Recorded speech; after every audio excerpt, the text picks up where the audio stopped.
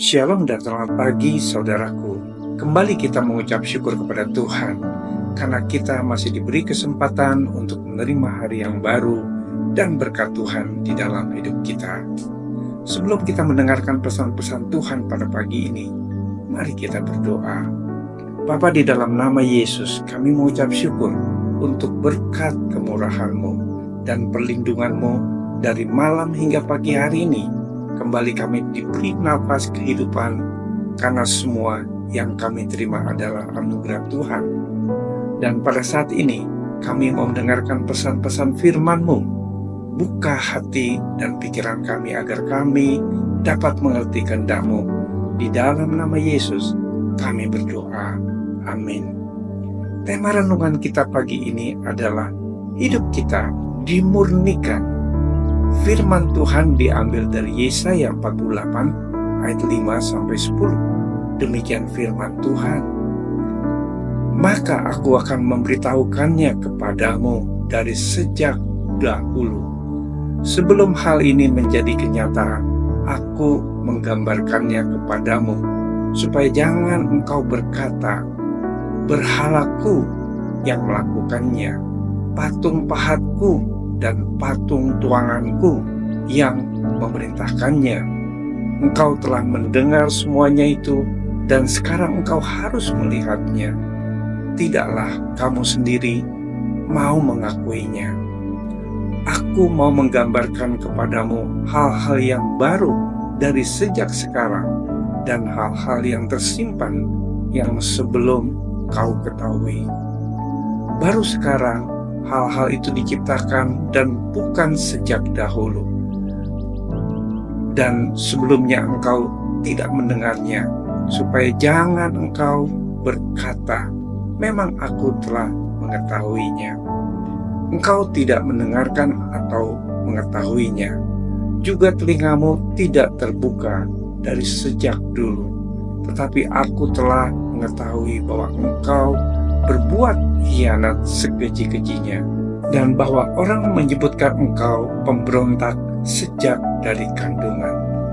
Oleh karena namaku, aku menahan amarahku, dan oleh karena kemasyuranku, aku mengasihani engkau, sehingga aku tidak melenyapkan engkau. Sesungguhnya aku telah memurnikan engkau, namun bukan seperti perak, tetapi aku telah menguji engkau dalam dapur kesengsaraan. Bapak Ibu Saudaraku, Alkitab mengatakan bahwa saatnya akan datang hari penghakiman dan penghangusan bumi oleh api Tuhan.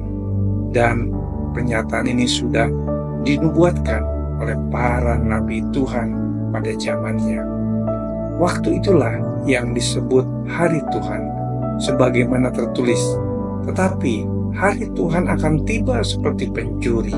Pada hari itu, langit akan lenyap dengan gemuruh yang dahsyat, dan unsur-unsur dunia akan hangus dalam nyala api, dan bumi dan segala yang ada di atasnya akan hilang lenyap. Di hari itu, bumi akan bergoncang sedemikian hebatnya. Langit akan gemetar, matahari dan bulan akan menjadi gelap gulita, dan bintang-bintang di langit pun tidak akan bercahaya lagi. Bila diteliti lebih dalam lagi, kata api banyak ditemukan dalam Alkitab, tetapi tidak semua kata api di sini memiliki arti harafiah, yaitu api penghakiman yang sesungguhnya yang disediakan Tuhan bagi orang-orang yang hidup dalam kefasikan. Karena Tuhan seringkali menggunakan api sebagai unsur untuk tujuan penyucian dan pemurnian. Tuhan berkata, bukankah firman-Ku seperti api? Demikian firman Tuhan, dan seperti palu yang menghancurkan bukit batu. Saudaraku, setiap orang percaya pada saat mengalami proses pemurnian harus terlebih dahulu masuk ke dapur kesengsaraan, supaya sifat-sifat lama kita hilang. Orang yang sudah mengalami pemurnian dari Tuhan ini, hidupnya pasti tidak sama lagi. Banyak orang Kristen memberontak pada saat masuk dalam proses ini karena mereka tidak tahan sakit. Pembentukan karakter melalui api pemurnian dan dapur kesengsaraan ini memerlukan kerendahan hati dan penundukan diri. Dan hampir semua tokoh besar di dalam Alkitab dan juga para hamba Tuhan yang dipakai Tuhan secara luar biasa pasti pernah merasakan dan melewati proses yang menyakitkan ini, yaitu dimurnikan oleh api Roh Kudus, di mana hasilnya menjadi indah di pandangan Tuhan. Saat-saat ini alat penampi sudah di tangannya. Ia akan membersihkan tempat pengirikannya dan mengumpulkan gandumnya ke dalam lumbung, tetapi debu jerami itu akan dibakarnya dalam api yang tidak terpadamkan. Saudaraku, melalui proses penampikan ini dan pemurnian ini akan dihasilkan orang-orang pilihan Tuhan yang memiliki kualitas hidup yang sesuai dengan kehendaknya. Mari kita bersatu dalam doa. Tuhan Yesus, kami percaya bahwa Engkau adalah Tuhan yang agung dan mulia.